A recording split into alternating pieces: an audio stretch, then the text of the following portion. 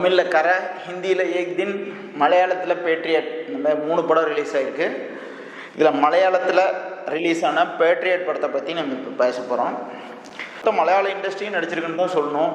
மம்முட்டி, மோகன்லால், பகத் பாசில், குஞ்சகா கோவன், Revathi, Rajiv Menon, Nayanthara, Darshana, grace Antony, இப்படி மொத்த மலையாள இண்டஸ்ட்ரியும் நடிச்சிருக்கிற படம் தான் பேட்ரியட்.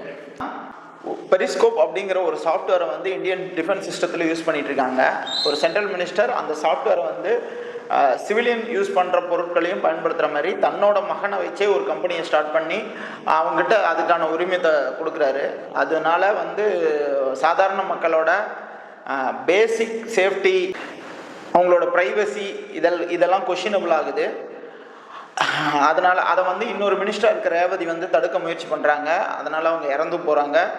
அவரோட க்ளோஸ் அசோசியேட்டாக இருக்கிற மம்முட்டி அவர்கள் அதுக்கு எதிராக செயல்பட ஆரம்பிக்கிறாரு. அதனால் அவரை தேச துரோகி அப்படின்னு கட்டம் கட்டுறாங்க. அவர் இவங்களுக்கு எதிராக போராடி எப்படி ஜெயிச்சார் அப்படிங்கிறது தான் இந்த படத்தோட கதை. தெரியல, மற்ற எல்லா கேரக்டருக்குமே அந்த கேரக்டருக்கு அவங்கவுங்களுக்கு கொடுத்தது ஓகே, பொருந்ததுன்னு இருந்தது. நயன்தாராவுக்கு மட்டும் ஏதோ ஸ்டார் வேல்யூ உள்ள ஒரு ஆள், மம்முட்டியோட ஒய்ஃப்னு காட்டுறதுக்கு ஒரு ஸ்டார் வேல்யூ உள்ள ஆள் வேணும் அப்படிங்கிறதுக்காக கொடுத்துருக்காங்க. மற்றபடி அவங்களுக்கு ஒரு 4 சீன் தான் வருது. அவங்க சீனை சிறப்பாக செஞ்சுட்டு போயிருக்காங்க.